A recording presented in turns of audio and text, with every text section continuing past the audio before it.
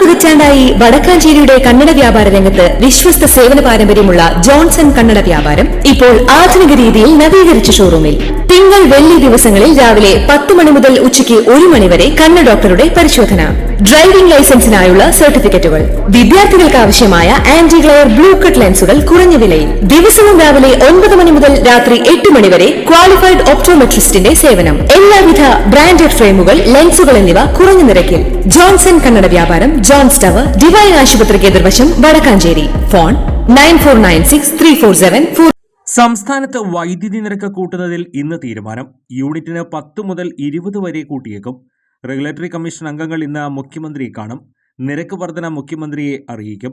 ഇതിനുശേഷം വിജ്ഞാപനമിറക്കും. അതേസമയം summer tariff വേണമെന്ന KSEB ആവശ്യം അംഗീകരിക്കാൻ ഇടയില്ല. വേനൽക്കാലത്ത് യൂണിറ്റിന് 10 പൈസ നിരക്കിൽ സമ്മർ താരിഫ് വേണമെന്നാണ് KSEBയുടെ ആവശ്യം. നിരക്ക് കൂട്ടുന്നതിനോട് സർക്കാരും യോജിച്ചിരുന്നു.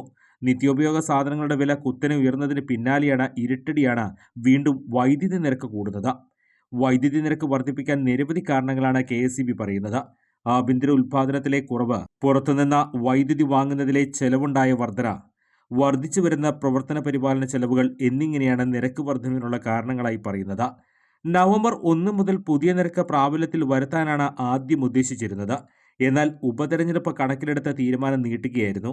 ജനുവരി മുതൽ മെയ് വരെ യൂണിറ്റിന് 10 പൈസ സമ്മർ താരിഫ് ഉൾപ്പെടെയുള്ള നിരക്ക് വർധനയാണ് KSEBയുടെ ആവശ്യം. ആഭ്യന്തര ഉൽപ്പാദനം കുറഞ്ഞത് തിരിച്ചടിയായിരിക്കുകയാണെന്നും ഇതിനാൽ വൈദ്യുതി നിരക്ക് വർധനവ് അനിവാര്യമാണെന്ന് മന്ത്രി K. കൃഷ്ണൻകുട്ടിയും പറയുന്നു. വേനൽക്കാലത്ത് പുറമെ നിന്ന് വൈദ്യുതി വാങ്ങുന്നത് പ്രതിസന്ധിയാണ്.